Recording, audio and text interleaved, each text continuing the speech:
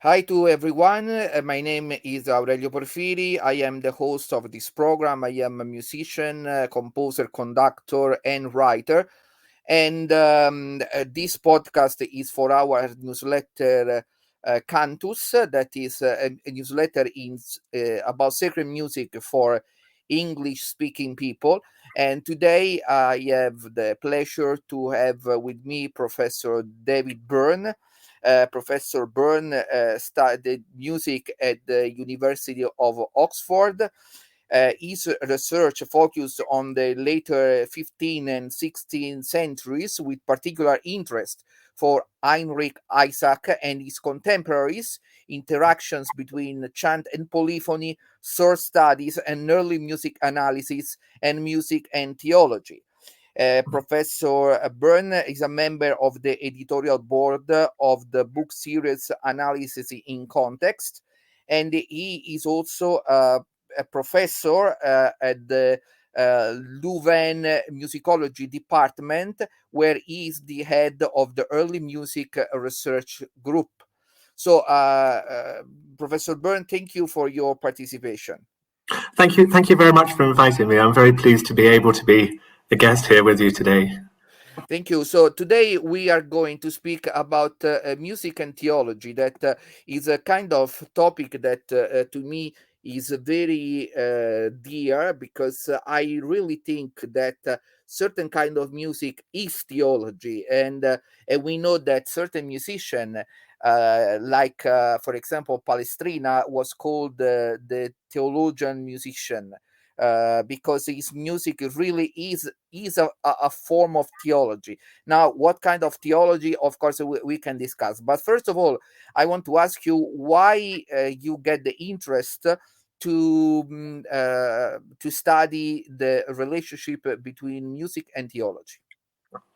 That's a very good question, and one which I'd have to answer in several different ways. Partly from my own training. I was trained as an organist and as a church musician before almost anything else. And so amongst my first or perhaps most important encounters with music of any sort were within the context of religious circumstances. That's a very general kind of answer. And then more specifically in the context of my own research, although this is not completely separate from my own musical background, of course, I ended up becoming a specialist in the music of the late 15th and 16th centuries. And that's music and theology is a kind of perennial topic in historical terms, actually, but in particular, around the late 15th and 16th centuries, one of the most important discussions was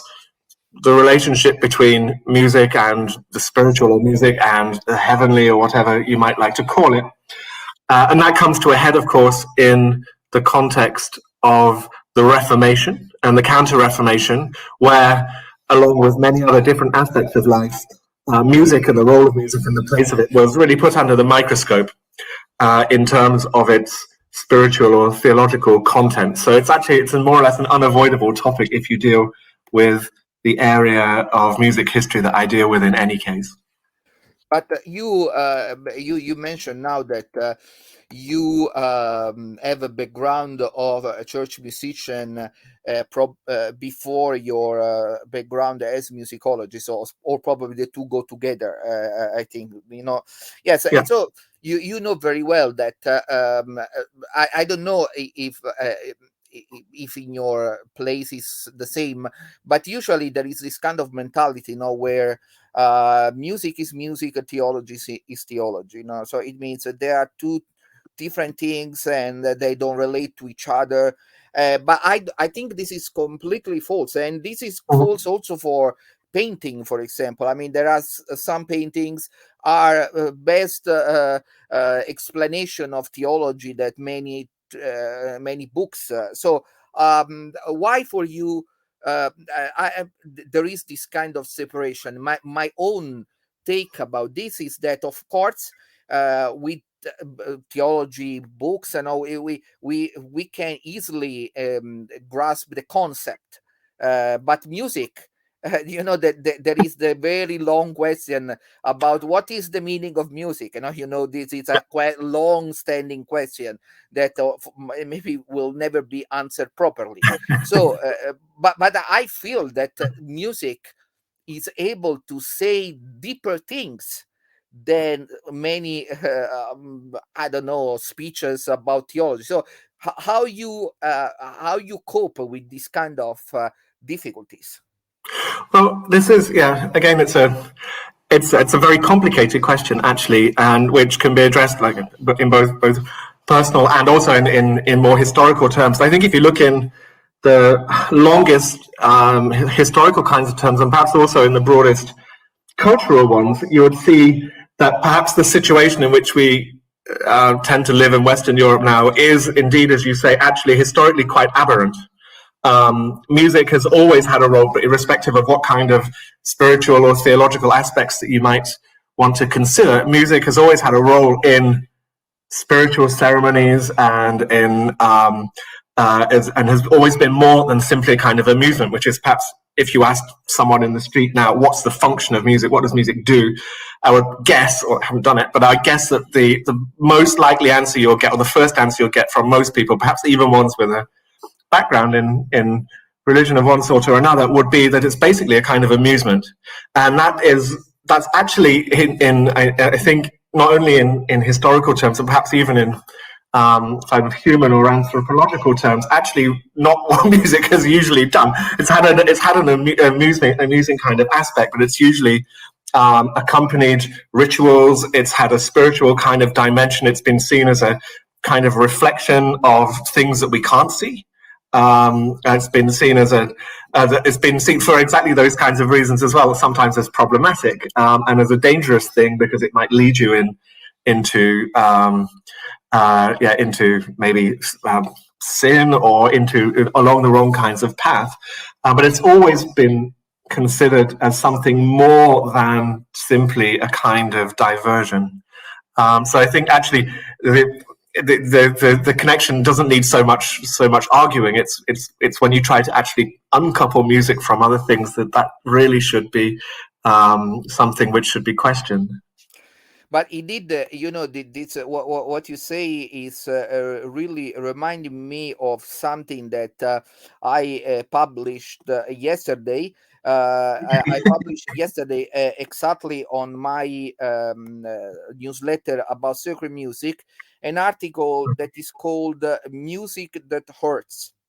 Uh-huh. Because I really think that music should hurt more than entertain, as many people think. I say in my article. I don't know if you may agree or what I say, but I say that's why the effort of those who make music for the liturgy is an effort to go beyond, not to achieve.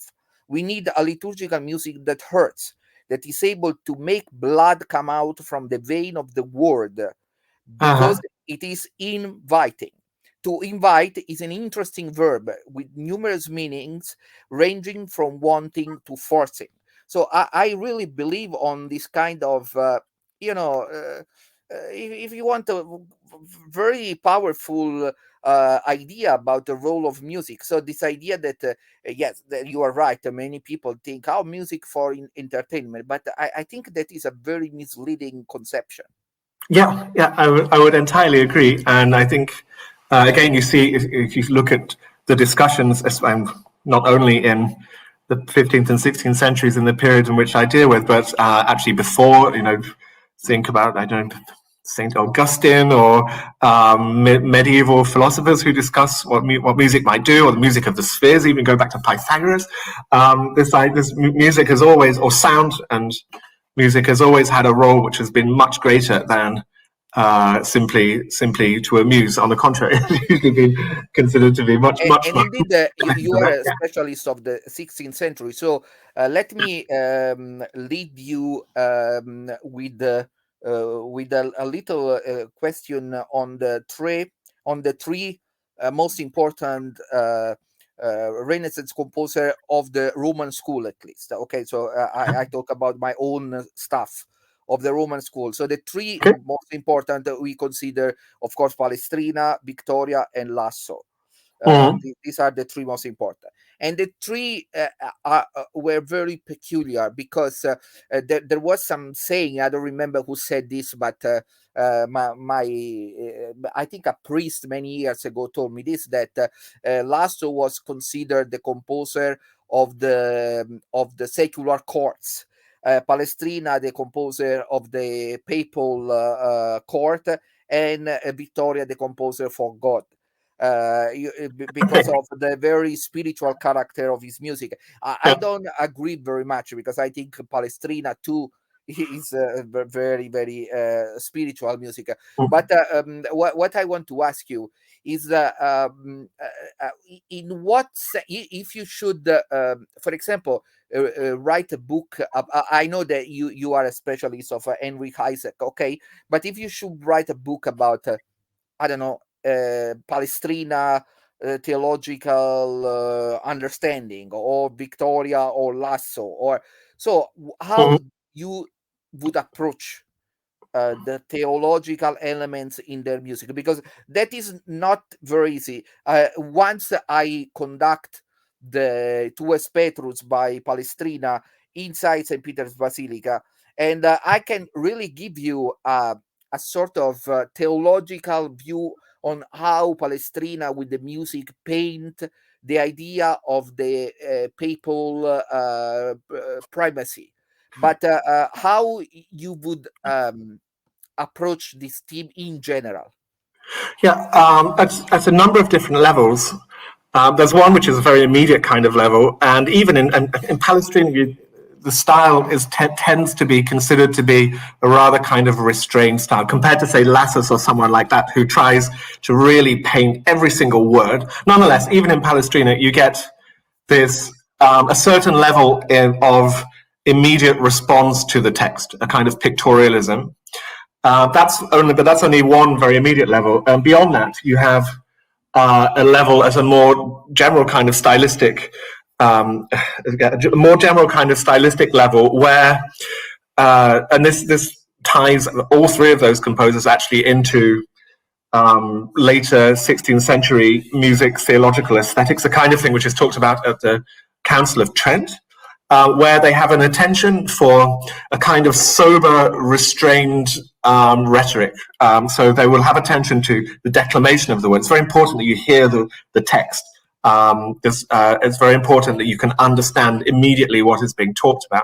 And at the same time, sorry, David, but we have also to say to our listeners that the Council of Trent made that kind of remarks because of what situation they were answering. Because, as you know very well, before that there was this explosion of complications in polyphony, and so you have composition very very elaborate, but you cannot understand anything because of course there were many parts. So this restraint was not to how to say, to diminish the music quality, but only to say, okay, you can do whatever you want, but the text should be understandable.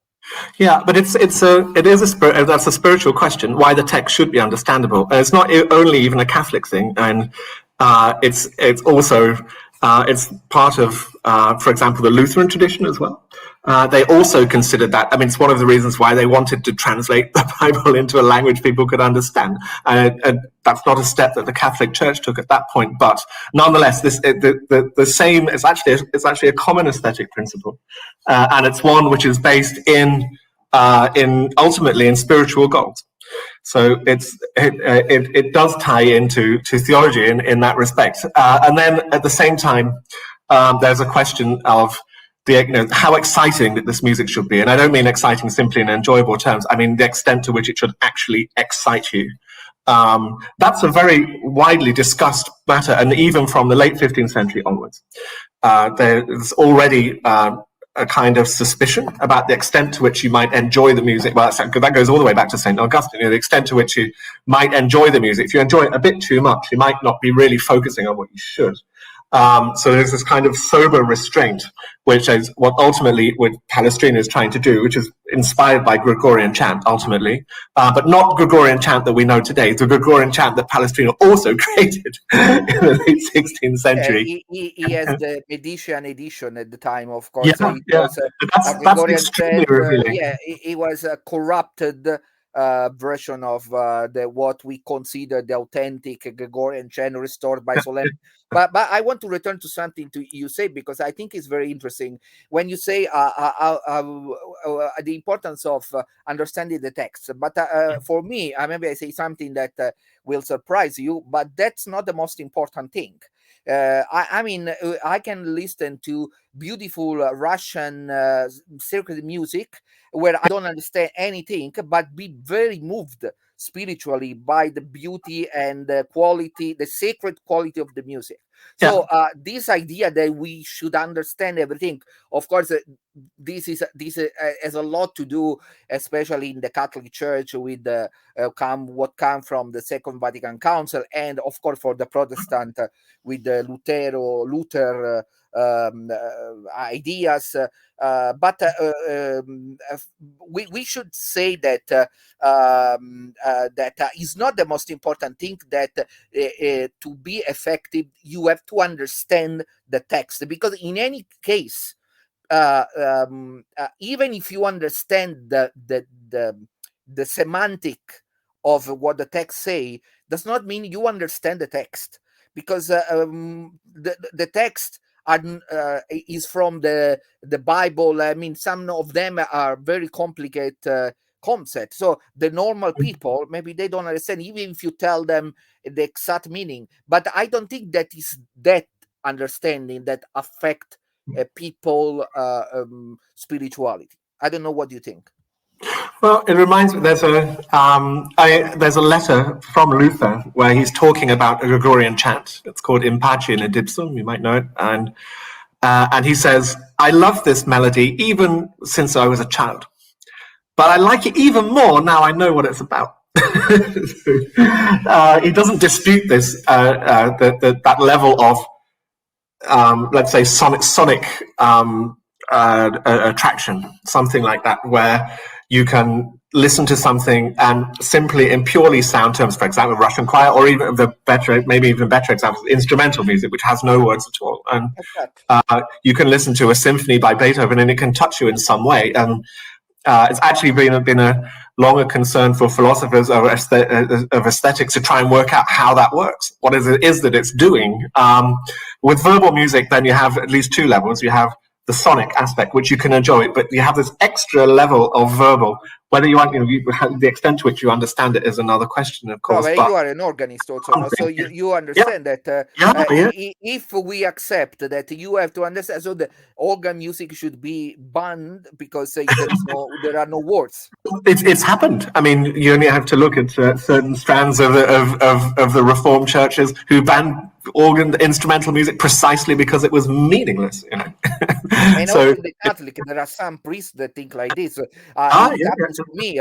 I asked a priest if I can play during the mass, and he told me, in short, no, because if there is no singing, the organ cannot be played alone. That is false, because for Catholic, we can play the organ. I mean, these are the rules, even if everyone is doing whatever they want, but this is really false. So this idea, I think, is completely nonsense, and is not only nonsense, but how many young people that they listen, I don't know, to American songs and they don't know English, so it means there is a quality in the music that is about the music.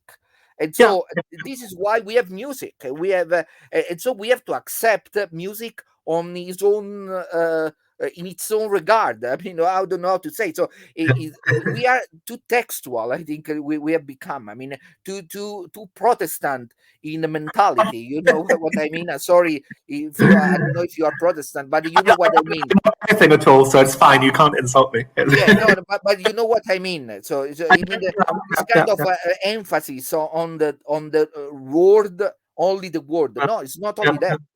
Yeah. But it was, I mean, you call it very Protestant, but it was in for example, in post or in counter Reformation, so in the second half of the 16th century, Roman spirituality, for example, was based in exactly the same principles as as the Lutherans or as the Reformers, or not exactly, but I mean, the overlap is much more significant than you might imagine. And then this kind of separation comes later. I agree with my own. Actually, the initial reason I started playing the organ had nothing to do with where it was. It had to do with enjoying the sound that it made. It was a purely visceral reaction to the sound of that instrument, and so I wanted to learn to play. And I think also that maybe it happens to you, and I can tell it happened to me certainly, that sometimes when I play the organ, there are people that approach me and say, "Oh, this really make me to pray."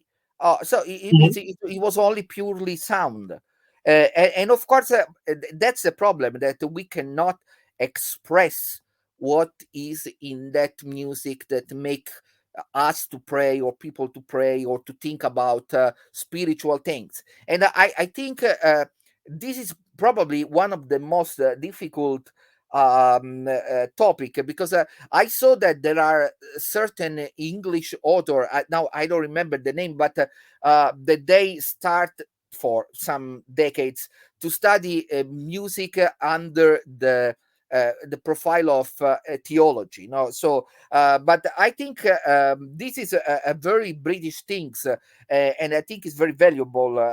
Personally, we have not so much this thing in Italy, or even if something is developing lately on this kind of topic.